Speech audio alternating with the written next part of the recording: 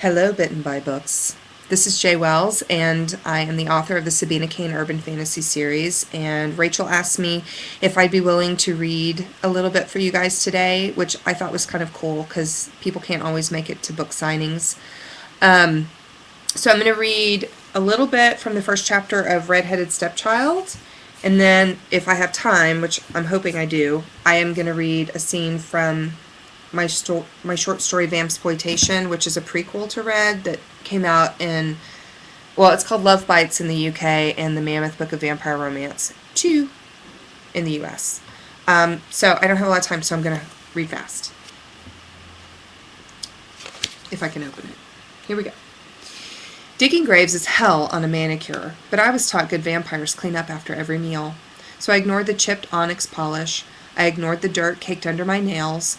I ignored my palms, rubbed raw and blistering, and when a snapping twig announced David's arrival, I ignored him too.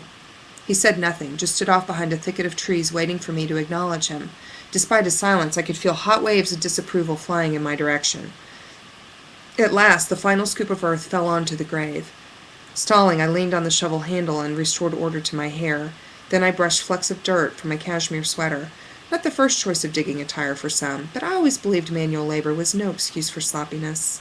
Besides, the sweater was black, so it went well with the haphazard funerary rites. The harvest moon was a glowing orange sphere, still looming in the sky. Plenty of time before sunrise. In the distance, traffic hummed like white noise in the city of angels. I took a moment to appreciate the calm, but memory of the phone call from my grandmother intruded. When she told me the target of my latest assignment, an icy chill spread through my veins.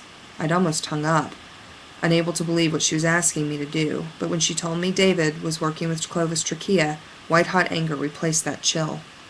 I called up that anger now to spur my resolve. Unable to put it off any longer, I turned to him. "What's up?" David stalked out of his hiding place, a frown marring the perfect planes of his face. "You want to tell me why you're burying a body?" "Who, me?" I asked, tossing the shovel to the ground. My palms were already healing, but I wish I could say the same for my guilty conscience. If David thought I should apologize for feeding from a human, I didn't want to know what he was going to say in about 5 minutes. "Cut the shit, Sabina. You've been hunting again." "What happened to the synthetic blood I gave you?" "That stuff tastes like shit," I said. "It's like non-alcoholic beer. What's the point?" "Regardless, it's wrong to feed from humans." "It's also wrong to betray your race," I thought. There's one thing about David that always got my back up. It was his holier-than-thou attitude. Where were his morals when he decided to sell out? "Oh, come on, it was just a stupid drug dealer," I said, forcing myself to keep up the banter. "If it makes you feel any better, he was selling to kids."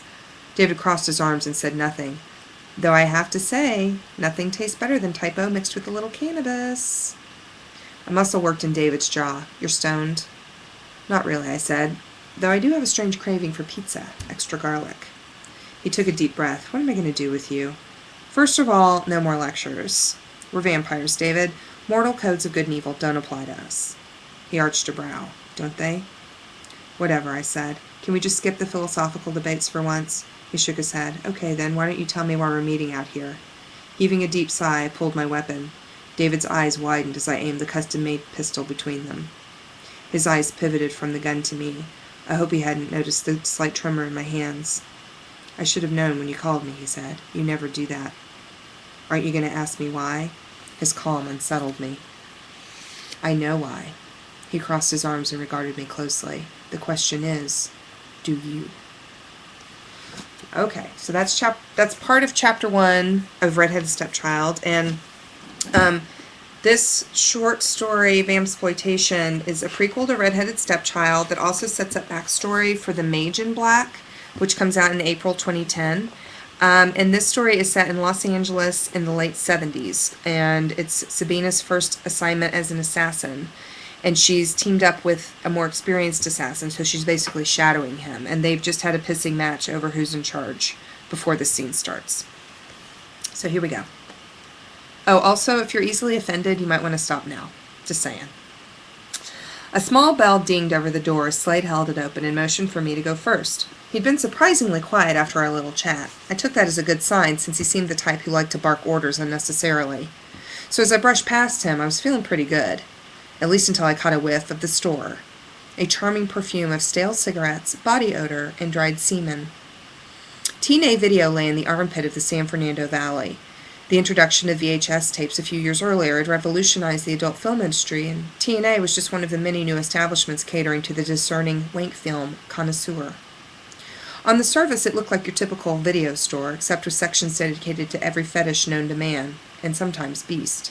But in the back, it held one of the most extensive collections of vampire porn in Southern California. As expected, Larry manned the counter. He had an unlit cigar clamped between his lips and wore a polyester shirt covered in retina-burning psychedelic prints. I thought the thick chain with the male symbol was a nice touch, though. Over Larry's head, a TV bolted to the ceiling displayed a scene involving a pizza delivery man and a woman whose undercarriage might have been mistaken for a tribble. Near the back of the store, a clean-cut businessman pursued shelves labeled barely legal. If he saw me come in, he was doing a pretty good job of pretending he hadn't. He pulled a video from the shelf and added it to the 3 he was already holding. A red curtain next to the checkout drew back and a young guy exited. His hand was busy zipping his fly as he noticed me.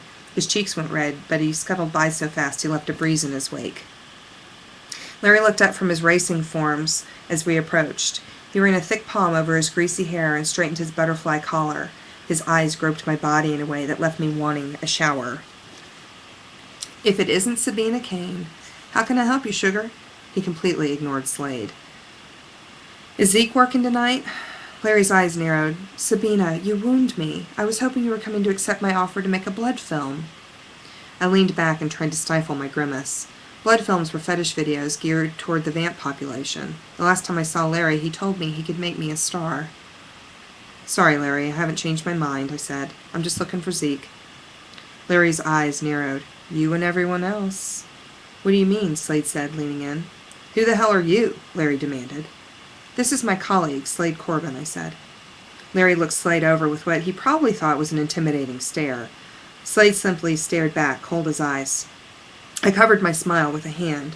The thought of Larry intimidating anybody was laughable, but the fact he was trying to intimidate a killing machine like Slade was downright hilarious. Finally, under Slade's penetrating gaze, Larry cleared his throat. "Anyway, Zeke Kilbo is dead to me. He was supposed to show up for work 2 days ago, and I ain't heard one word." "Any idea where I can find him?" I said. The male shrugged. "I think he hangs out at that strip club over on Van Nuys, the Tit Crypt." He nodded. Shit, I thought. So far all my clues were leading me around in circles. "Do you have an address for him?" Slade asked. Larry sighed. "Hold on, I got to hear somewheres." Excuse me. He hefted his bulk from the stool and went to a file cabinet behind the counter. As he rifled through stacks of paper, he muttered to himself. Slade and I exchanged a look. Chances were good Zeke wouldn't be at home waiting for us to put a bullet between his eyes. But if we had the address, maybe we could search the place for any clues about where he was hiding out. Finally, Larry came back over and slapped a coffee-stained job application on the counter. "The address is on that," he said. "You find that asshole, you tell him he owes me $200 for all the videos he checked out and never returned." I nodded and handed the paper to Slade. "Thanks, Larry, I owe you one." Larry shifted on his seat and leaned in again. "Let me know if you change your mind about making the movie. I'd love to get you on my casting couch, if you know what I mean." Out of the corner of my eye, I saw Slade's mouth twitch. "No thanks." "Aw, come on, it'll be fun." He wiggled his bushy eyebrow suggestively. I said no. Not just no, I thought. Hell no. "Let me give you my card anyway." He pulled a greasy rectangle of paper from the stack at his elbow. "When you change your mind, call me. There's vamps out there paid good money to see a prime piece like you fanging some pole." Slade laughed out loud this time. I turned to him with an eyebrow raised. He paused and glanced warily at Larry. The porn king wiggled his eyebrows again, pointing a bony finger at Slade. "Don't laugh, good-looking. I was talking to you." 1 minute Slade stood next to me with his mouth agape and his cheeks red. The next, the bell over the door rang, and I got a nice view of Slade's ass before it disappeared. That's it. I hope you guys enjoyed the readings, and I will be back once The Mage in Black comes out in April and do another reading for you if you're interested. And I hope you all have a good Thanksgiving and happy holidays, and I will talk to you soon. Thanks!